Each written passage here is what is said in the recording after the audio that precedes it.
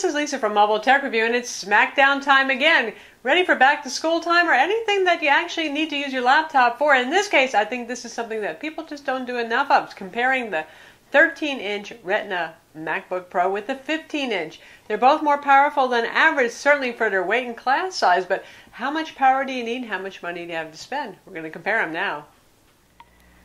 So you've decided you want a Mac. You decided you want a Retina display. I can't blame you because it really is a lot nicer than the non-Retina display option on portable Macs. But you can't decide between the 13 and the 15-inch because you know what? You decide you need more power. MacBook Air isn't quite enough for you, that sort of thing.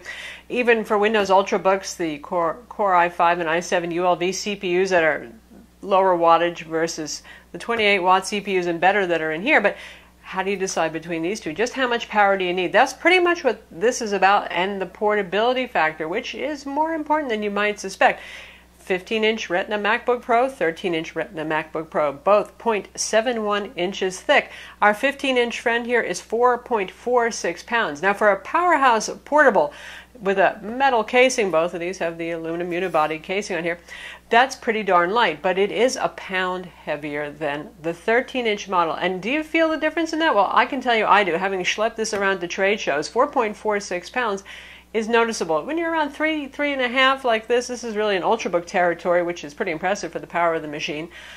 Not quite as heavy, and that leads into the power adapters. And here we have our power adapters. Look, the size isn't much different. The one that's slightly larger is the 85-watt power adapter for the 15-inch MacBook Pro. This one here is the 60-watt for the 13-inch. So in your bag, not much of a difference. But in terms of weight, this one's about twice as heavy as this one right here. So you're talking just under 12 ounces for this one. That is 3/4 of a pound versus a little over 6 ounces for this one. So when you're talking total weight in your bag, yes, these guys have great battery life, but many of us do need to travel with our chargers. There's a much more significant weight difference for the total weight right there for the entire package. And that's what you're going to feel if you're carrying this around from class to class all day, or if you're working, you got it on the road, you get the idea. So, important point there. Next thing is price. We are not all so rich. The 15-inch Retina MacBook Pro starts at $2,000, $1,999 US. Our 13-inch starts at $1,299, so call it $1,300. $700 difference between these two. $700 is almost enough to get a Surface Pro 3 Core i5 tablet on the side, so that's a lot of money difference. For some of you, that's going to be the deciding factor right there. Now for your base stuff, what you get inside these though, there's a difference. We'll get into the processor difference because that's a whole nother can of worms right there, but in terms of RAM and storage, with Apple's mid-2014 refresh of the 13-inch right here, we get 8 gigs of RAM standard. It used to start with 4 gigs. 8 gigs is nice. You're getting into power user territory. Since the RAM is soldered on these, it's always good to have extra if you can afford it because, well, you can't upgrade it later. The 15-inch, you get 16 gigs of RAM standard now with it. So there's some of what your money's going towards. Also, and our big friend right here starts with a 256 gig SSD in that base model. In the 13-inch, you get 128 gig SSD. Also, obviously, the different size display panel, slightly higher resolution.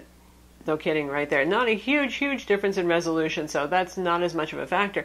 What is important is Intel Iris graphics in here, this Intel 5100 graphics versus Iris Pro 5200, noticeably faster. And the base model has only your integrated graphics here, not the dedicated graphics that's switchable. You're going to have to pay $2,500 if you want the NVIDIA GT750M with 2 gigs of GDDR5 VRAM inside. So you're getting faster graphics in here too. Now, when comparing this to the MacBook Pro or any other Ultrabook on the market that has HD, say 4400 graphics, and our MacBook Air gets up to HD 5000, which is even nicer. Still, faster graphics here, you're going to notice the difference. This is sort of like better than your Ultrabook on steroids. Also has a higher 28-watt CPU, like I mentioned, so it's faster than Ultrabooks in general. But this guy right here, this is a workstation. You would never guess it because it's so thin and relatively speaking so light. But on benchmarks, this scores almost as high as a iMac, a current generation iMac, a big old desktop kind of machine.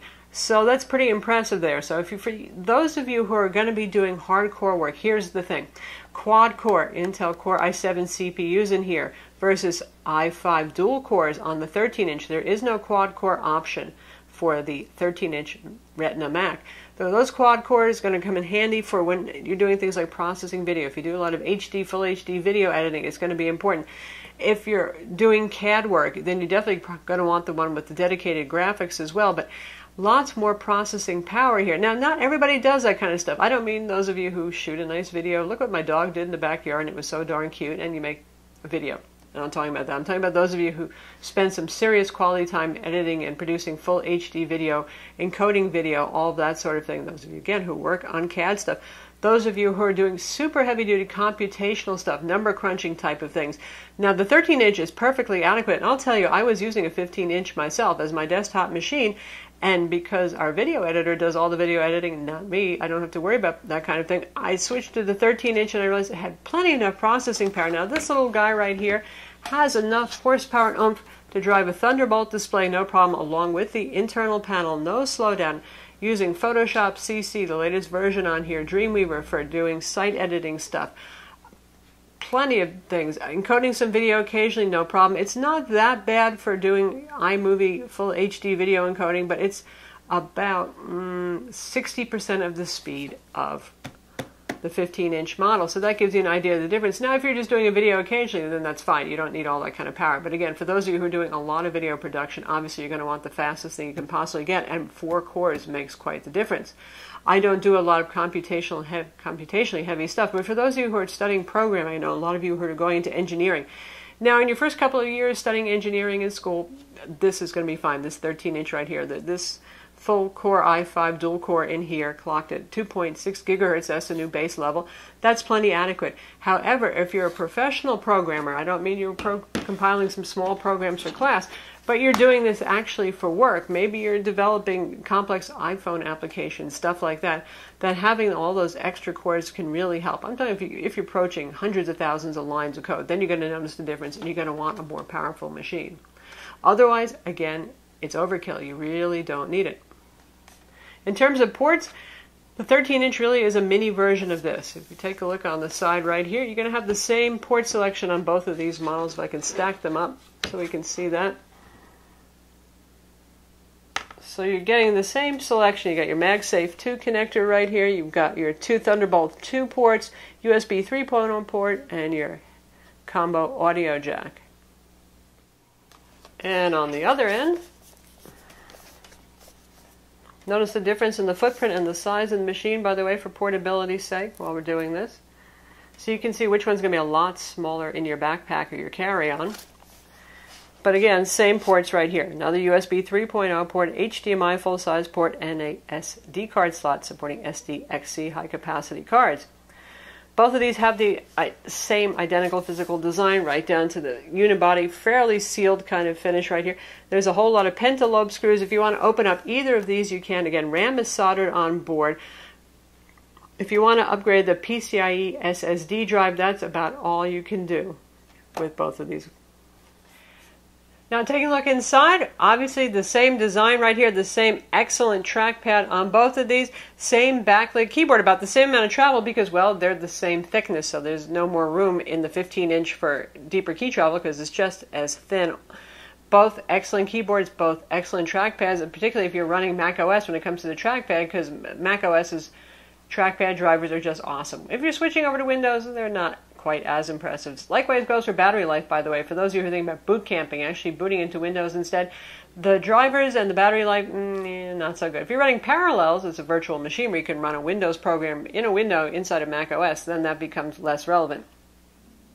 So here we have a 13.3-inch display. Both of these are IPS displays. Resolution on that is 2560 by 1600. On our 15.4-inch 15-inch Retina MacBook Pro, you go up to 2880 by 1800, so you're gaining about 200 pixels or so in each direction. That's not a whole lot of difference. Both of these support, obviously, Apple handles resolution scaling a lot better than Windows. Nothing ever gets too teeny. If you want to manually set the resolutions, you can choose from 5 different resolutions. The maximum resolution on the 13-inch is 1680 by 1050, and on the 15-inch, 1920 by 1280. So there you go. For those of you who want to set your display scaling manually, which is what I have done here. I haven't gone all the way to the max because that's even a little bit teeny for me. But you get the idea. And there are third-party utilities if you want to expose even more resolutions. If you use Best for Retina, basically it's going to do display doubling, which I find things are a little too large, particularly on our 13-inch here where it becomes not so usable. Giant icons, really not making best use of screen real estate. Here, Best for Retina works out pretty well, honestly, as a pixel doubling solution. So how about battery life? Now, Apple usually, their battery life claims for their phones, their tablets, and their laptops are pretty legitimate. They don't overclaim a whole lot. They claim 9 hours for the 13-inch versus 8 hours for the 15-inch, and that's running obviously on the integrated graphics, not running on the NVIDIA GT 750M graphics. In this case, I would say they're a little optimistic about the 15-inch. I find 7.5 hours or so, and this is with the both set the same brightness, Wi-Fi and Bluetooth turned on. And they claim 9 hours for the 13-inch. It easily goes to 10 hours if you have brightness set to about 200 nits or so. Wi-Fi on and active again, and that's doing productivity tasks, social networking, email, writing a Word document, that sort of thing. If you're encoding video or you're playing Diablo 3, well, obviously your battery life is going to be shorter. Both of these tend to be fairly quiet and cool machines. They do have metal bottoms. You can feel them get hot if you are, well, playing Diablo 3 or something like that, but neither of them gets alarmingly hot. And you know how Apple is with their fans if you've ever used a Mac laptop. They really hate to turn the fans on, so they push that envelope as far as they can without letting things heat up too much internally. One design difference, obviously, is with these you get about the same size keyboard, but here you have room for the speakers. Yes, there is louder and fuller sound on the 15-inch. Now, 13-inch is no slouch. For a 13-inch laptop, it sounds remarkably good, but you're going to get more immersive audio on the 15-inch if you're not going to use external speakers on it. When it comes to something like gaming, if you get the $2,000 model that has the Intel Iris Pro graphics versus just the Intel Iris graphics here, you're still going to notice the difference. The Iris Pro is actually a pretty impressive adapter that's about equivalent to the NVIDIA GT 640 if you go back just a little bit in time. So it's good enough certainly to play Diablo 3 at native resolution easily with better than 30 frames per second. With this guy right here, Diablo scales pretty well, so you can do that, but I would go down to medium versus high settings on this one. Now, it really gets interesting for you gamers and those of you who do want to dual boot into Windows when you play games or you just use Steam games on either platform. If you get this with the NVIDIA GT 750M, nice graphics adapter there. Granted, it's not Alienware level, but it's certainly enough for moderate gamers, not you real hardcore types, to really have an enjoyable experience. Most current games, modern 3D demanding games, are going to play pretty fluently, at least on medium settings on this, plugged in, running on the GT 750M. If you drop down to the Iris Pro instead, you're probably going to have to go down to medium settings, generally speaking, on some games, dropping the resolution a bit too, something like Crysis 3, which is a real pig, for example. On our 13-inch, let's put it this way, it's a lot better than the MacBook Air, but it is no gaming rig. It's fine for something like, say, Civ 5, that kind of level of game. You could play easily Diablo 3, Left 4 Dead. If you're running on Windows, for example, Left 4 Dead 2, you're playing those sort of games. You're just going to have to go with low and medium settings for some of the more demanding games. The less demanding games, you can do medium settings. So there's the difference. If you're more of a serious gamer, you're definitely going to want the 15-inch. Both of these guys come with Mac OS X Mavericks in the iLife suite and also the iWork suite, so you're taken care of there. No difference in the software bundle whatsoever. When it comes to synthetic benchmark scores, like I said, the 15-inch is almost twice as fast as the 13-inch, depending on what you're measuring, particularly in graphics test. And something like Geekbench 3 that looks more at the processors. Obviously, you've got 4 cores going here, so the multi-core test is going to give you about twice the speed result and the 15-inch that you're going to get on the 13-inch. In terms of storage subsystem, you're looking at the same PCIe SSD drive, so par for the course, these are on even terms there. Again, it's really going to be more about the processing power and the graphics power that you need. If you want to go up a bit just to get, say, a 256 gig SSD, you can do that, and that's going to be $1,500 on your 13-inch. You can also custom order with the Core i7. It's still going to be a dual core. Like I said, there's no quad core option right there, whereas this is standard with the quad core. 2.2 gigahertz quad core is the base model right here. 2.6 gigahertz dual core, Core i5 on your 13-inch. And I can't say enough that for those of you who are just buying these for average use, that 13-inch is going to have plenty of juice for you. It's really more demanding users that need the 15-inch model. So that's the 13 versus the 15-inch Retina MacBook Pro 2014 edition. And you know what? Obviously, in this case, there is no winner. That's why Apple makes two different products for two different sets of needs. Do you need the really big display? Do you need the super-duper processing power in here that rivals that of an iMac desktop computer? Or do you need something that is very powerful for its size and weight with an amazing display, but much more affordable? Only you know.